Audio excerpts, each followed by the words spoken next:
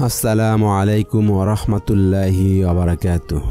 গাজায় ইসরায়েলি হামলা নিয়ে যা বললেন শায়েখ সুদাইস। ফিলিস্তিনের অবরুদ্ধ গাজা উপত্যকার হাসপাতালে ইসরায়েলের বর্বরোচিত হামলা ও হত্যাকাণ্ডের তীব্র নিন্দা জানিয়েছেন মক্কার পবিত্র মসজিদুল হারামের ইমাম ও ধর্ম বিষয়ক পরিচালনা পরিষদের প্রধান শায়েখ আব্দুর রহমান আস সুদাইস। তিনি বলেছেন, দখলদার রাষ্ট্রটির এই হামলাকে ধর্মীয় মূল্যবোধ, মানবিক আচরণ ও আন্তর্জাতিক নীতিমালার ভয়াবহ লঙ্ঘনের শামিল। গত বুধবার 18 অক্টোবর তিনি এই হামলার নিন্দা জানান। বিবৃতিতে শাইখ সুদাইস বলেন, ফিলিস্তিন ভূখণ্ডে সাধারণ মানুষকে হামলার লক্ষ্যবস্তু বানানো আসমানি ধর্মগুলো অনুমোদন দেয় না, কারণ পৃথিবীতে শান্তি প্রতিষ্ঠায় সব আসমানি ধর্ম প্রতিশ্রুতিবদ্ধ। এ ধরনের কার্যক্রম শান্তি প্রতিষ্ঠায় সহায়ক মানবিক আচরণের পরিপন্থী। ইসরায়েলের এই ধরনের নৃশংস হামলা মুসলিম জাতির অনুভূতিকে স্পষ্টভাবে উস্কানি দিচ্ছে।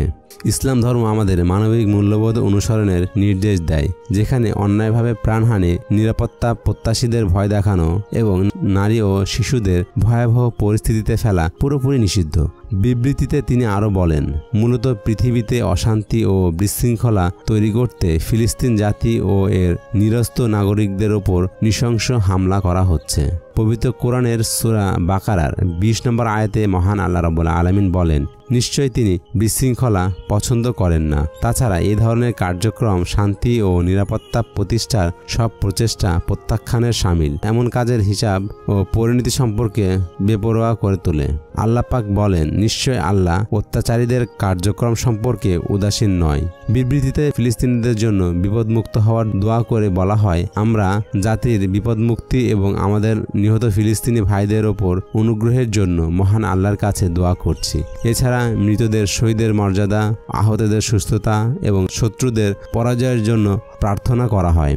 শায়েখ আব্দুর রহমান আল সুদাইস ফিলিস্তিন ইস্যুতে সৌদি আরবের দৃঢ় সমর্থনের কথা তুলে ধরে বলেন, ফিলিস্তিন ইস্যুর ন্যায্য নিষ্পত্তি, শান্তি ও নিরাপত্তা প্রতিষ্ঠা এবং সেখানকার অধিবাসীদের ন্যায়সঙ্গত অধিকার প্রতিষ্ঠায় সৌদি আরব জোরালোভাবে কাজ করছে।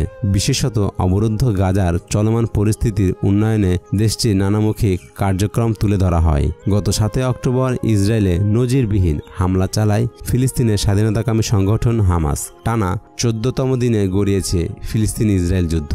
এতে ভারী হচ্ছে নিহতের পাল্লা। এই পর্যন্ত হামলায় নিহত হয়েছেন 3700 মানুষের বেশি। বিবিসির এক প্রতিবেদনে এ তথ্য জানানো হয়েছে। এ সময় আহত হয়েছেন আরও অন্তত 12,493 জন ফিলিস্তিনি। দেশটির স্বাস্থ্য মন্ত্রণালয় জানিয়েছে, নিহতদের মধ্যে 1524 জন শিশু রয়েছে। এছাড়া 1000 নারী ও 120 জন বৃদ্ধ নিহত হয়েছেন। সেভ দ্য চিলড্রেন জানিয়েছে, ইসরায়েলের হামলায় ফিলিস্তিনে প্রতি 15 মিনিটে একজন করে শিশুর মৃত্যু হচ্ছে। অন্যদিকে ফিলিস্তিনের বিভিন্ন মানবাধিকার সংস্থা জানিয়েছে, ইসরায়েলের হামলায় নিহতদের 3 ভাগের 1 ভাগ শিশু।